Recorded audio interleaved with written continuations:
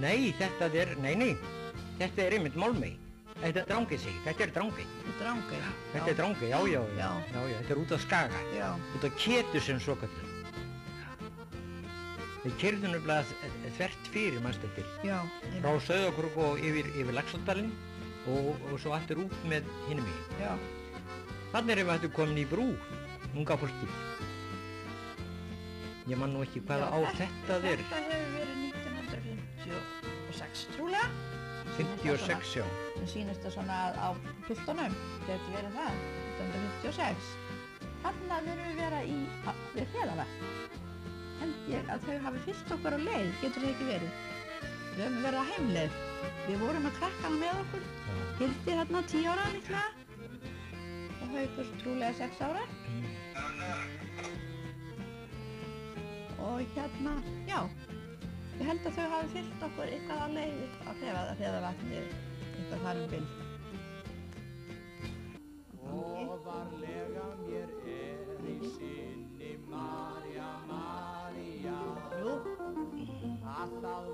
Hvað myndi þetta vera? Ég held að þetta sé nú bara... Getur þetta verið... Þetta er Ófeigsfjörður, já, þetta er Ófeigsfjörður. Þetta er í Ófeigsfjörður. Það var 67, ég með það. Árið 67? Já. Þarna erum við á leiðinu... Þetta er Guðmundur og konan hans, Elín. Pétur. Pétur galinn bóndi í Ófeigsfirði. Þetta er bátsferð sem þau fórum með okkur í.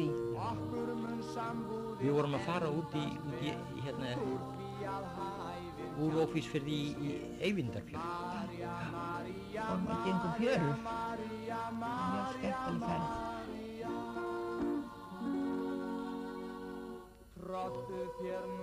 Þetta er í fyrsta og eina skipti sem við fórum þangað. Já, í Ófeigsfjörð. Fannst nú heldur gróður snögt. Þarna var kalt, mann ég var enda erum við uppklædd og... Kappklædd, svo meirabér. Báturinn ruggaði dálítið á stundum og erfitt að hemja vélina kannski. En þarna erum við komin á land í Eyvindarfirði. Eyvindarfirði. Þarna gengum við fjörur. Já, kynna okkur svona rekan og varpið og annað slíkt. Já.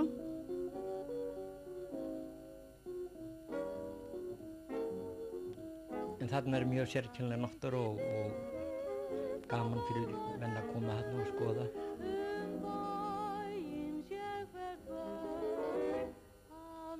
Þarna erum við öll á gangi, sko. Þarna er nýtt líf að fæðast. Já. Mér sýnst þetta nú verið kollungi. Er það ekki? Já, jú. Trúlega. Já. Nýskriðin reikinn og þarna er einn að brjótast um. Ég held að hann hefði nú átt að láta það vera að reyna að brjótast út í þessa ljótu tilveru.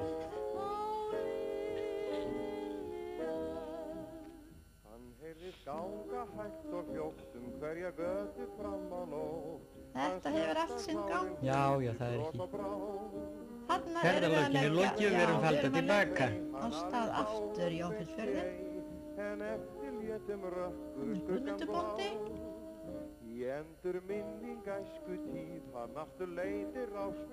Það er hestaskálinn. Það er, mann eftir því. Hestaskálinn. Og þá lyftist brúnin á bóndanum í Ófeigsfirði, sjáu þið. Já, gamla manninn. Hann kunni að meta slíkt. Já, ég man vel eftir þessu. Og Guðmundur sonur, hann brosir. Eins og þar stendur... Þarna kemur Ingibjörg.